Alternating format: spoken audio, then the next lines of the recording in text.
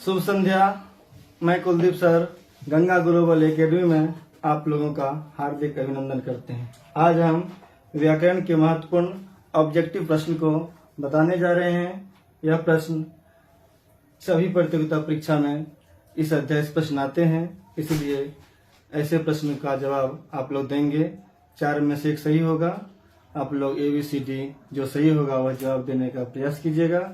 हमारे चैनल को आप सब्सक्राइब करेंगे, लाइक करें और कमेंट सेक्शन में जाके कमेंट करें। और ये संज्ञा चैप्टर के बारे में आज हम बताने जा रहे हैं। संज्ञा के बारे में विस्तार से वर्णन पिछले क्लास में हो चुका है। इसे मेरे YouTube चैनल पर आप देख सकते हैं, उनकी परिभाषा और उदाहरण को। आज संज्ञा से संबंधित ऑब्जेक्टिव प्रश्न को देखेंगे। चलते हैं हम।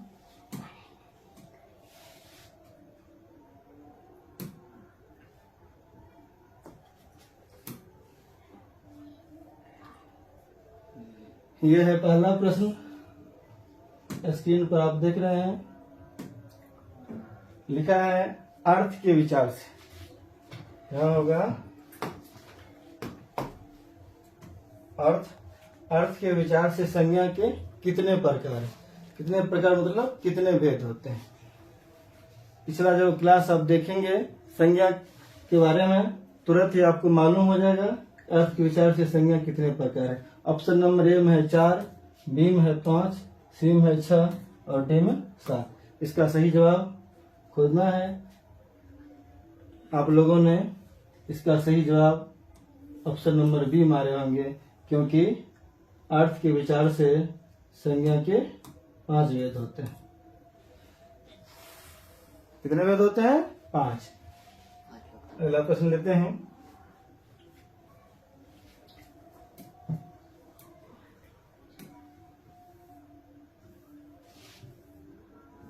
प्रश्न नंबर 2 है, स्क्रीन पर आप देख पा रहे हैं। इसमें जिन संज्ञा शब्दों से पदार्थों से यहाँ होगा पदार्थों के नाप तौल का बोध होता है। जिन संज्ञा शब्दों से पदार्थों के नाप तौल का बोध होता है उसे क्या कहते हैं? ए नंबर में है जातिवाचक संज्ञा, बी में है द्रव्यवाचक संज्ञा और सी में है परिमाणवाचक संज्ञा, और डी में इनमें से कोई नहीं। सही जवाब आपको खोजना है। इसका सही जवाब संज्ञा अध्याय जब पढ़ाए थे तो उसमें बताए थे, जिन संज्ञा शब्दों से नाप तौल का बोध होता है वह परिमाणवाचक संज्ञा कहलाता है। अर्थात 2 में इसका सही जवाब ऑप्शन नंबर सी है। 2 का सही जवाब ऑप्शन नंबर सी होगा, परिमाणवाचक संज्ञा। नेक्स्ट प्रश्न लेते हैं। प्रश्न नंबर 3 नंबर प्रश्न में है व्यक्ति। यहाँ हो जाएगा व्यक्ति कोमा हो जाएगा। व्यक्ति स्थान या वस्तु विशेष का बोध कराने वाले शब्दों को क्या कहते हैं? शब्दों को क्या कहते हैं? प्रश्न है व्यक्ति स्थान या वस्तु विशेष का बोध कराने वाले शब्द को क्या कहते हैं? परिभाषा से स्पष्ट है, उसे हम क्या कहेंगे? यानी व्यक्ति स्थान या वस्तु विशेष की जानकारी देती है। इन नंबर में है द्रव्यवाचक संज्ञा, बी में है जातिवाचक संज्ञा और सी में है व्यक्तिवाचक, डी में द्रव्यवाचक। यानी व्यक्ति विशेष की ये बात कर रहा है, ऐसे शब्द को हम व्यक्तिवाचक संज्ञा कहेंगे, जो कि ऑप्शन नंबर सी में है। अर्थात 3 नंबर प्रश्नों का सही जवाब ऑप्शन नंबर सी होगा। अगला प्रश्न लेते हैं और प्रश्न नंबर ये है 4 नंबर प्रश्न। प्रश्न नंबर 4 को ध्यान से देखिए। लिखी हुई है एक ही प्रकार की वस्तुओं का बोध कराने वाले शब्द को क्या कहते हैं? एक ही प्रकार का जो शब्द का बोध कराता है उसे क्या कहते हैं? ये नंबर ऑप्शन है जातिवाचक संज्ञा, बी में है व्यक्तिवाचक संज्ञा, सी में भाववाचक संज्ञा और डी में द्रव्यवाचक संज्ञा। आप इसका सही जवाब देंगे, जहां लिखा होगा एक ही प्रकार का वहां हो जाएगा व्यक्तिवाचक। एक ही प्रकार क्या हो जाएगा? एक ही प्रकार की वस्तु का बोध कराने वाली क्या कहलाएगा? व्यक्तिवाचक संज्ञा।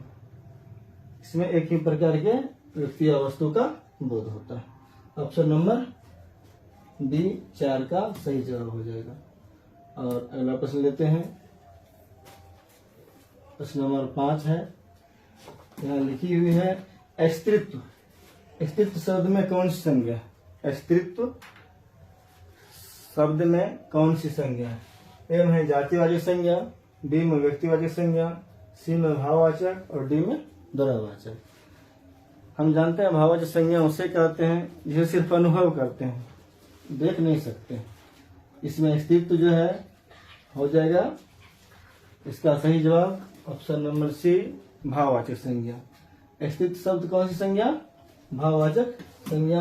5 का सही जवाब ऑप्शन नंबर सी होगा। अगला प्रश्न लेते हैं। प्रश्न नंबर ये 6 है और 6 नंबर प्रश्न है भाववाचक संज्ञा बताएं।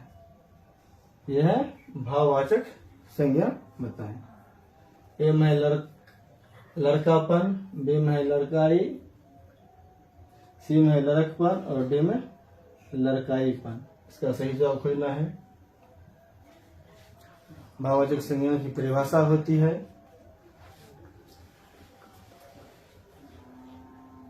जिसका सिर्फ अनुभव कर सकते हैं, जिसमें गुण धर्म स्वभाव का बोध होता है, उसे भाववाचक संज्ञा कहते हैं। इसका सही जवाब हो जाएगा लड़कपन। यहाँ होना चाहिए लड़कपन। 6 का सही जवाब ऑप्शन नंबर सी हुआ। चलिए प्रश्न नंबर 7 है। प्रश्न नंबर 7, निम्नलिखित में से संज्ञा शब्द का चयन कीजिए। इसमें 4 ऑप्शन में से एक संज्ञा होगा, बाकी संज्ञा नहीं होगा। तो जो शब्द संज्ञा है उसको खोजना है। एक में है स्वाभिमानी, बी है स्वार्थी और सी है लोभी और डी है भूगोल। इसमें जो है भूगोल कोई एक किताब का नाम हो गया। ये भूगोल जो है संज्ञा शब्द हो गया, बाकी संज्ञा शब्द नहीं है। 7 नंबर प्रश्न का सही जवाब ऑप्शन नंबर डी। आप लोग भी मेरे साथ लगा रहे होंगे प्रश्न का जवाब, लास्ट में मिला के देखिएगा कितना कौन सही बनाते हैं। 8 में बुढ़ापा। बुढ़ापा भी एक प्रकार की अभिशाप है। इस वाक्य में काले मोटे छपे शब्द की संज्ञा का भेद होता है। काले मोटे शब्द नहीं छापे हैं, इसलिए काले मोटे कर देते हैं, जैसे बुढ़ापा। ये बुढ़ापा जो है, बुढ़ापा भी एक प्रकार के अभिशाप है। इस वाक्य में जो काले मोटे अक्षर से चिन्ह लगा हुआ है उसकी संज्ञा का भेद बताना है।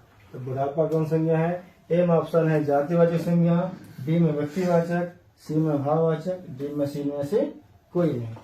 तो बुढ़ापा जो है ये भाववाचक संज्ञा, बुढ़ापा भाववाचक संज्ञा है। 8 का सही जवाब ऑप्शन नंबर सी हो जाएगा। चलिए अगला प्रश्न लेते हैं। प्रश्न नंबर 9 है, निम्नलिखित में से कौन सा शब्द व्यक्तिवाचक संज्ञा? कौन शब्द व्यक्तिवाचक संज्ञा? ये मिला होगा। व्यक्तिवाचक संज्ञा छापना इसमें से। ए में है गाय, बी में पहाड़ा, सी में यमुना और डी में आम। तो व्यक्तिवाचक संज्ञा इसमें से हो जाएगा जिससे किसी एक व्यक्ति या वस्तु का बोध हो, उसे व्यक्तिवाचक संज्ञा कहते हैं। इसमें यमुना से एक नदी का नाम का बोध हो रहा है, इसीलिए 9 का सही जवाब ऑप्शन नंबर सी होगा। नेक्स्ट प्रश्न लेते हैं।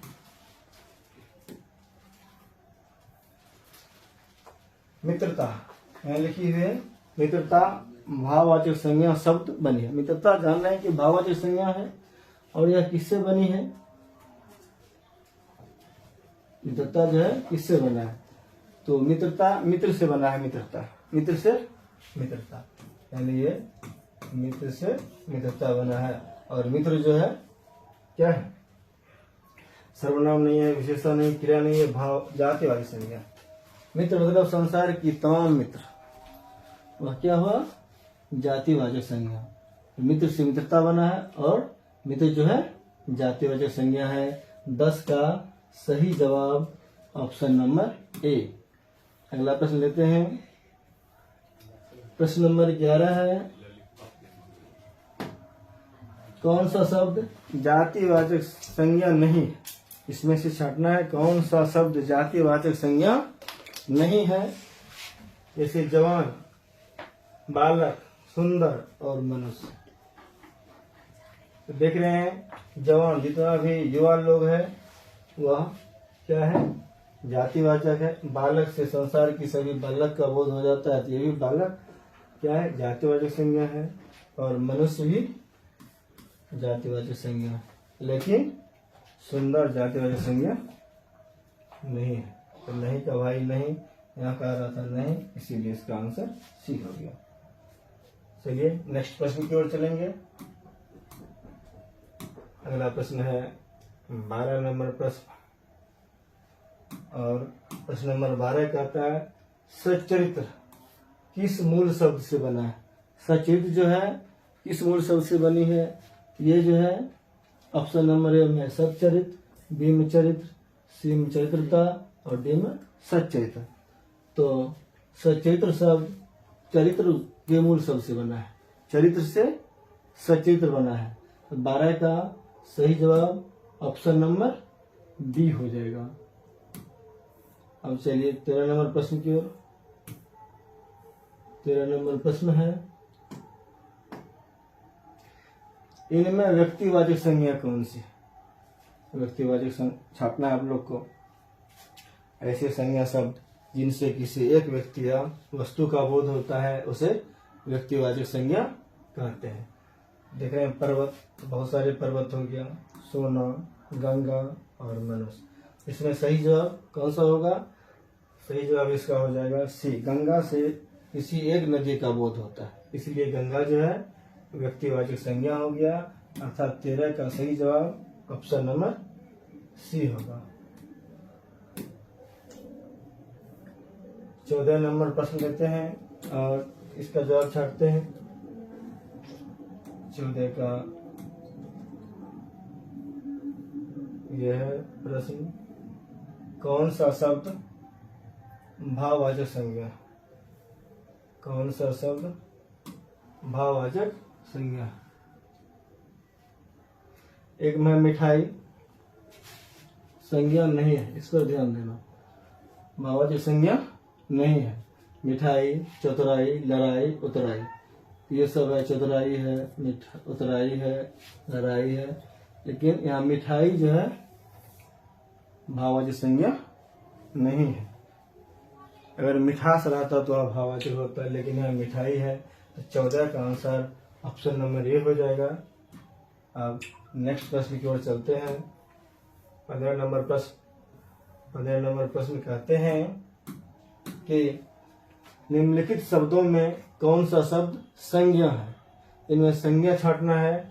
ए में है क्रोध, बी में क्रोध, सी में क्रोधी और डी में क्रोधित। शुद्ध शब्द इसका क्रोध होता है। क्रोध जो है एक संज्ञा है, बाकी संज्ञा नहीं है। क्रोध क्या है, संज्ञा है। 15 का सही जवाब ऑप्शन नंबर बी होगा। और अगला प्रश्न लेते हैं। 16 नंबर प्रश्न यहाँ है। 16 नंबर प्रश्न को ध्यान से देखें। लिखी हुई है, खेतों में चारों ओर हरियाली नजर आ रही थी। इस वाक्य में खेतों में चारों ओर हरियाली, खेतों में चारों ओर क्या आ रही थी, हरियाली नजर आ रही थी। खेतों में चारों ओर हरियाली नजर आ रही थी। इस वाक्य में काले, मोटे, छपे शब्द की संज्ञा का भेद बताना है। ए में है ऑप्शन जातीयवाचक संज्ञा, बी में है व्यक्तिवाचक, सी में भाववाचक और डी में इनमें से कोई नहीं। हरियाली जो है क्या है, हरियाली से भाववाचक संज्ञा का बोध होता है। हरियाली क्या है? भाववाचक संज्ञा है। फिर हम चलते हैं अगले प्रश्न की ओर। 17 में है, कौन सा शब्द जातिवाचक संज्ञा नहीं है? नहीं छाटना, जातिवाचक संज्ञा नहीं है। लेखक जातिवाचक संज्ञा है, शिक्षक भी है, वकील भी है, लेकिन मीठा जातिवाचक संज्ञा नहीं है। 17 का सही जवाब ऑप्शन नंबर डी होगा। आप लोगों ने भी यही जवाब लगाया होगा, ये मुझे पूरा विश्वास है। तो 17 का सही जवाब ऑप्शन नंबर डी। 18 नंबर प्रश्न यहाँ है, स्क्रीन पर लिखा है, कौन सा शब्द भाववाचक संज्ञा नहीं है? ये जरूर देखिएगा है या नहीं। नहीं है, यहाँ लिखता है भलाई, पढ़ाई, अपनापन, सुंदर। इसमें कौन भाववाचक संज्ञा नहीं है? भलाई है, पढ़ाई भी है, अपनापन भी है, लेकिन सुंदर, सुंदरता रहता तो भाववाचक होता, लेकिन सुंदर है। सुंदर एक व्यक्ति का नाम भी हो सकता है, तो ये भाववाचक संज्ञा नहीं। कौन है? सुंदर। सुंदर भाववाचक संज्ञा नहीं।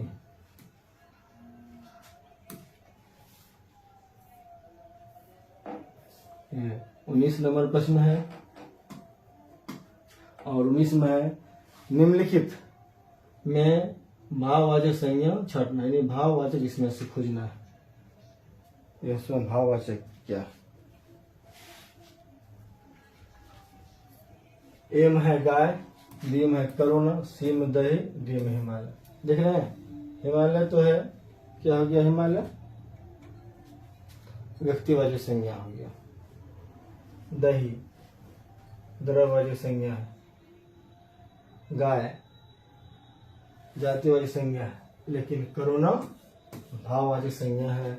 और 19 का सही जवाब ऑप्शन नंबर बी करुणा होगा। चलते हैं हम नेक्स्ट प्रश्न की ओर, और प्रश्न नंबर 20 ये है, इसमें से आप लोगों को छांटना है जातिवाचक संज्ञा। कहते हैं, निम्नलिखित में से जातिवाचक संज्ञा बताइए। निम्नलिखित में से जातिवाचक संज्ञा बताइए। ए में लड़का है, बी में सोना है, और सी में श्याम है, डी में दुख है। देखिए, सोना से हम गोल्ड भी कह सकते हैं। श्याम में एक व्यक्ति का नाम हो गया, दुख नहीं होगा। लड़का जो है जातिवाचक संज्ञा, दुख हो गया तो भाववाचक संज्ञा है। लड़का क्या है? इसको मान लीजिए ए, इसको बी, इसको सी, इसको डी। इस प्रकार ए नंबर सही जवाब हो जाएगा 20 का। लड़का जातिवाचक संज्ञा होगा। लड़का क्या होगा? जातिवाचक संज्ञा। यहाँ हिमालय, हिमालय पूछ रहा है, हिमालय कौन संज्ञा है? ए में है जातिवाचक संज्ञा, बी में है व्यक्तिवाचक, सी में भाववाचक, डी में समूहवाचक। हिमालय से समूह का बोध नहीं होता, खाली यदि पर्वत रहता ये जातिवाचक संज्ञा हो जाती। हिमालय समूह में तो है नहीं, ये व्यक्तिवाचक भी नहीं है। भाववाचक जातिवाचक खोजिए, इसका सही जवाब क्या होगा? हिमालय जो है कौन सी संज्ञा? ये व्यक्तिवाचक संज्ञा। हिमालय क्या है? व्यक्तिवाचक संज्ञा है। 21 का सही जवाब ऑप्शन नंबर बी हो जाएगा। और चलते हैं 22 नंबर की ओर। यह नदी है, नदी कौन सी संज्ञा? नदी ए में है जातिवाचक, बी में भाववाचक, सी में द्रव्यवाचक, और डी में समूहवाचक। जब भी नदी की बात करते हैं, कोई एक नदी का बोध नहीं हो रहा है, संसार की सभी नदियों का बोध हो रहा है। तो नदी जो है जातिवाचक संज्ञा हो गया, सभी जाति, मतलब जितनी भी नदी है सब जातिवाचक है। अगर कोई एक नदी का नाम रहता वह व्यक्तिवाचक हो जाता। चलिए अगला प्रश्न, तो इसमें यहाँ लिखा है सोना और मेला। अगर हम इसको काट दें सोना को काट दें तो मेला कह दें। मेला क्या हो जाएगा? मेला कौन सी संज्ञा हो जाएगी? अगर मेला कह दें ये हो जाएगा समूहवाचक, क्योंकि इसमें बहुत सारी भीड़ होता है। ये समूहवाचक संज्ञा हो गया। और सोना, सिर्फ सोना का था तो द्रव्यवाचक संज्ञा हो जाता। ये दोनों क्वेश्चन डिफर है। अगर सिर्फ सोना का बात करें तो द्रव्यवाचक, और मेला का बात करते हैं तो समूहवाचक। ये प्रश्न टाइपराइटर ने मिस्टेक किया है। चलिए अगला प्रश्न की ओर। यहाँ बहुत सुंदर प्रश्न है और यह प्रश्न बार बार परीक्षा में पूछी जाती है। लिखा हुआ है बुढ़ापा और सुंदरता कौन संज्ञा है? बुढ़ापा और सुंदरता। एम है व्यक्तिवाचक, डी में है जातिवाचक, और सी में भाववाचक, डी में द्रव्यवाचक। डी में क्या है? द्रव्यवाचक। हमें खोजना है इसका सही जवाब। बुढ़ापा और सुंदरता कौन सी संज्ञा? तो बुढ़ापा और सुंदरता ये भाववाचक संज्ञा है, अर्थात 24 का सही जवाब ऑप्शन नंबर सी होगा। 24 का सही जवाब ऑप्शन नंबर सी होगा। और चलिए 25 है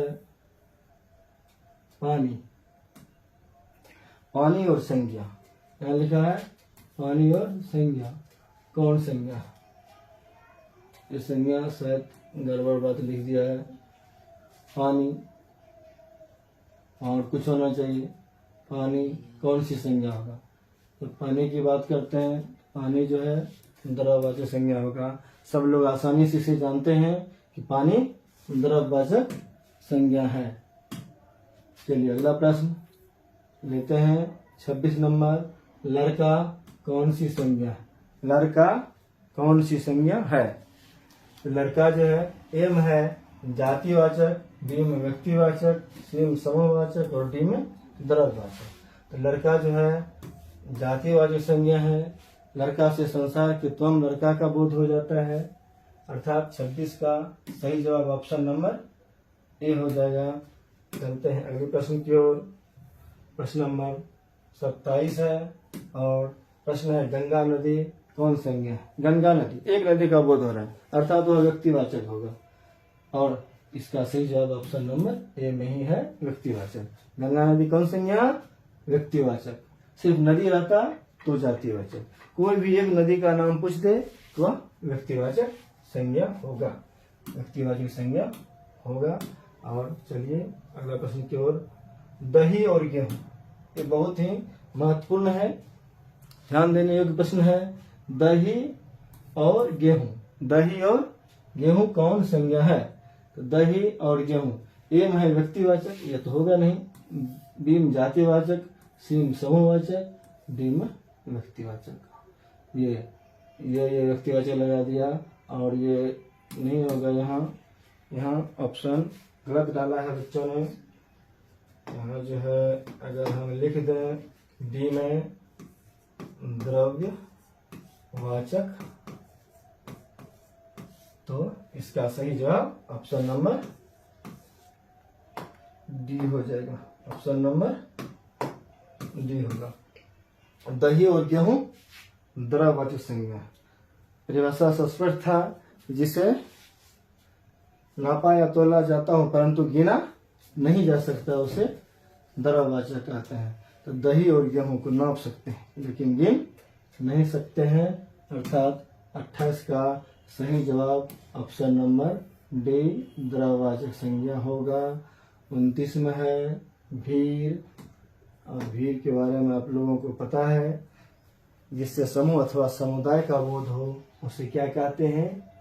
समूहवाचक संज्ञा कहते हैं। भीड़ में लिखा है ए में व्यक्तिवाचक, बी में जातिवाचक, सी में समूहवाचक, डी में द्रव्यवाचक। आपको अभी परिभाषा से स्पष्ट कर दिए कि भीड़ जिसमें बहुत सारी संख्याएं होती है, जिसमें बच्चे, बूढ़े, जवान, स्त्री, पुरुष, लड़की, लड़कियां सब होते हैं, अर्थात वह समूहवाचक होता है। तो 29 का सही जवाब ऑप्शन नंबर सी। अगला प्रश्न लेते हैं। 30 नंबर प्रश्न। और 30 नंबर प्रश्न यह है, निम्नलिखित शब्दों में से भाववाचक संज्ञा छांटना। भाववाचक संज्ञा कौन है? एवं सार, सार पूरे संसार के त्वम सार का बोध हो गया, ये हो गया जातिवाचक। देश से भी पूरे संसार के सभी देश का नाम। देशी में मिठास है, दिन दुकान है। मिठास जो है भाववाचक संज्ञा है, इसे सिर्फ अनुभव करते हैं, देख या छू नहीं सकते हैं, देखते नहीं, सिर्फ अनुभव करते हैं। मिठास क्या है? भाववाचक संज्ञा है। मिठास भाववाचक संज्ञा है। 31 नंबर प्रश्नों में जो है खोजना है आप लोगों को, निम्नलिखित में से जातिवाचक संज्ञा कौन है? जातिवाचक संज्ञा खोजना है। क्या खोजना है? जातिवाचक। एम है गाय, ये गाय गलती लिख दिया, गाय। और बी में है पटना शहर, सी में है विद्या और डी में सुंदरता। पटना शहर एक शहर का नाम हो गया तो वह व्यक्तिवाचक हो गया, सुंदरता तो भाववाचक है। यहाँ जो है गाय, गाय क्या हो जाएगा? जातिवाचक। संसार की तमाम गाय, चाहे किसी भी समूह की गाय हो तो वह क्या होगा? जातिवाचक संज्ञा होगा, ये जातिवाचक हो जाएगा। अब चलिए 32 नंबर प्रश्न देते हैं। 32 नंबर प्रश्न है, निम्नलिखित में से व्यक्तिवाचक संज्ञा कौन है? निम्नलिखित में से व्यक्तिवाचक संज्ञा कौन है? ए में है महानता, बी में है महात्मा गांधी, सी में चावल, डी में से नन ऑफ दी। तो इसका सही जवाब खोजना है। महानता तो नहीं होगा, महानता जो है ये भाववाचक संज्ञा। महानता क्या है? महानता भाववाचक संज्ञा, ये भाववाचक संज्ञा है। चावल जो है द्रव्यवाचक संज्ञा है, द्रव्यवाचक। चावल क्या है? द्रव्यवाचक। और यहाँ एक ही आंसर बचा है, बी महात्मा गांधी। इससे एक व्यक्ति का बोध हो रहा है, अर्थात महात्मा गांधी क्या हो गया? व्यक्तिवाचक संज्ञा। 32 का सही जवाब ऑप्शन नंबर डी। चलिए तो यहाँ 32 था, फिर यहाँ 32 लिख दिया। चलिए ये प्रश्न है 32 नंबर लिखा है, निम्नलिखित वाक्यों में निजवाचक सर्वनाम का प्रयोग किस वाक्य में हुआ है? निजवाचक सर्वनाम, संज्ञा को पहले आने वाले शब्द को सर्वनाम कहते हैं। यह भी हमने पिछले अध्याय में पढ़ाए हुए हैं। पिछले क्लास में जाकर के मेरे YouTube चैनल पर जाएंगे, गंगा ग्लोबल एकेडमी सर्च करेंगे, उसमें मेरे चैनल पर जाकर के इसमें संज्ञा चैप्टर और सर्वनाम चैप्टर को ध्यान से पढ़ेंगे। इस प्रश्न का हल आपको वहां से मिल जाएगा। निम्नलिखित वाक्यों में निजवाचक सर्वनाम, जिससे निजता का बोध किसमें हुआ है उसे लिखिए। यह मेरी निजी पुस्तक है, निजी की बात नहीं करना है। आज अपनापन कहाँ है? अपनों से क्या छिपाना? यहाँ देखिए निजी का बात, अपनों से क्या छिपाना? आप भला तो जग भला। इसमें सटीक जवाब ऑप्शन नंबर सी हुआ। इस प्रश्न का सही जवाब ऑप्शन नंबर सी है। और पहला प्रश्न लेते हैं, आप मेरे घर अवश्य पधारें। आप मेरे घर अवश्य पधारें। उत्तम पुरुष, मध्यम पुरुष, अन्य पुरुष, निजवाचक सर्वनाम। आप मेरे घर अवश्य पधारें, इसमें क्या है? निजवाचक, निजता का बोध हो रहा है।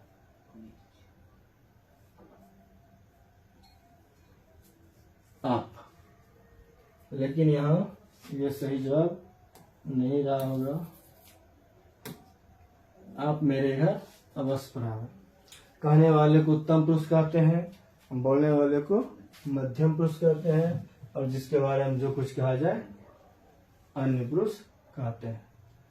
आप मेरे घर अवश्य पधारें, कोई बोल रहा है, यहाँ उत्तम पुरुष का वाक्य हो गया। तो 33 का सही जवाब ऑप्शन नंबर ए होगा। 33 का सही जवाब ऑप्शन नंबर ए। और चलते हैं 34 नंबर में, और इसमें कहते हैं प्रश्न, राजेंद्र बाबू हमारे प्रथम राष्ट्रपति थे। आप वस्तुतः दूसरे गांधी थे। आपकी बात कर रहे हैं। राजेंद्र बाबू हमारे प्रथम राष्ट्रपति थे। आप वस्तुतः दूसरे गांधी थे। कोई बोल रहा है राजेंद्र बाबू हमारे प्रथम राष्ट्रपति थे, आप वस्तुतः दूसरे गांधी थे। यहाँ भी कोई कह रहा है कि यहाँ उत्तम पुरुष हो जाएगा। क्या हो जाएगा? उत्तम पुरुष।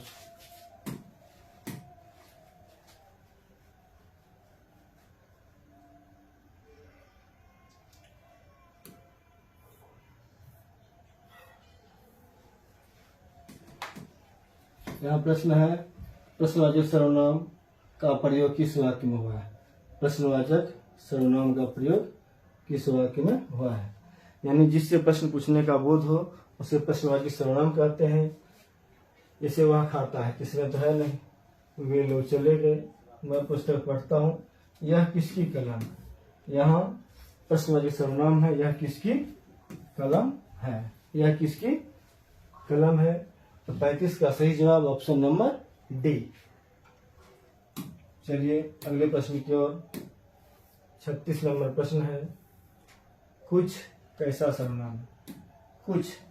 कुछ से अनिश्चित का बोध हो रहा है, कितना है ये पता नहीं। तो ए में संबंधवाचक, बी में है प्रश्नवाचक, सी में है निजवाचक, डी में अनिश्चयवाचक। कुछ, तो ये हो गया अनिश्चयवाचक सर्वनाम। कुछ कैसा सर्वनाम? अनिश्चयवाचक सर्वनाम। कुछ जो है अनिश्चयवाचक सर्वनाम है। 37 नंबर प्रश्न है, कोई गा रहा था, कोई गा रहा था, इस वाक्य में कोई कौन सर्वनाम है? इस वाक्य में कोई कौन सा सर्वनाम है? कोई से अनिश्चित का बोध है, ये संबंधवाचक नहीं होगा, यहाँ अनिश्चयवाचक सर्वनाम होगा। क्या होगा? अनिश्चयवाचक सर्वनाम होगा।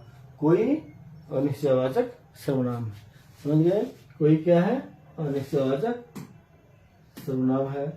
अब चलते हैं अगला प्रश्न 38 में, जो पढ़ेगा वह सफल होगा। जो पढ़ेगा वह सफल होगा। ए में संबंधवाचक, बी में निजवाचक, सी में अनिश्चयवाचक, डी में प्रश्नवाचक। अनिश्चयवाचक और प्रश्नवाचक तो नहीं है। जो पढ़ेगा सो सफल होगा, यहाँ संबंधवाचक का बोध हो रहा है। जो पढ़ेगा वो सफल होगा, संबंधवाचक सर्वनाम है। और अगला प्रश्न देखते हैं।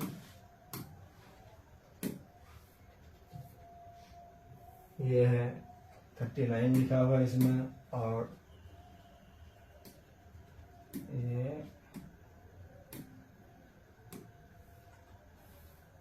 ये प्रश्न है 39 नंबर का, और इसमें लिखे हैं, वे लोग पढ़ रहे हैं।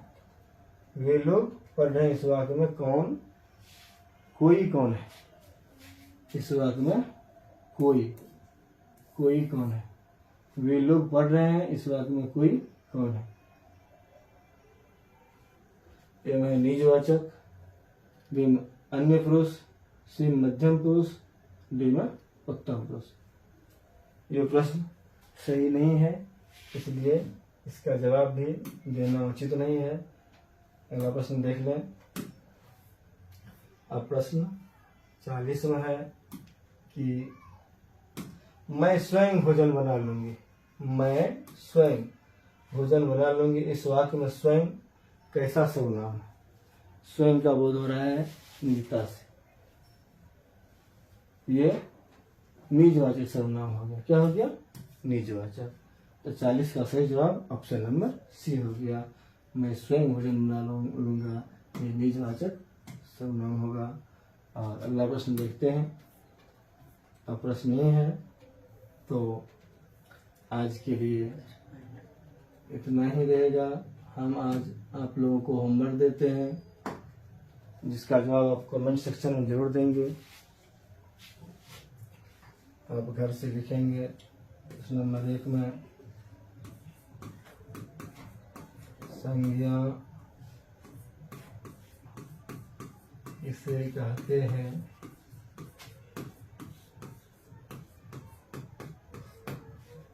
दो में संज्ञा के कितने भेद होते हैं।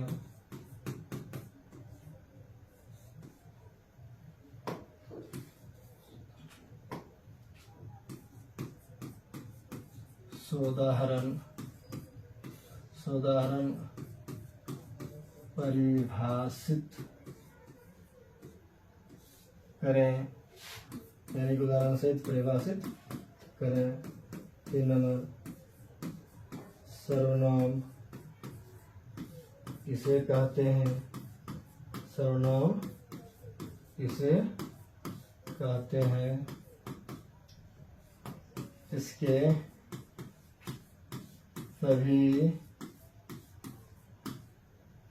सभी भेदों को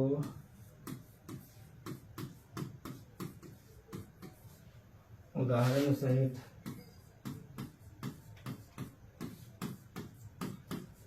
सहित परिभाषित करें।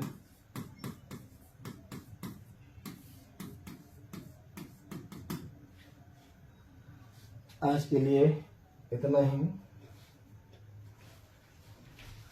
धन्यवाद।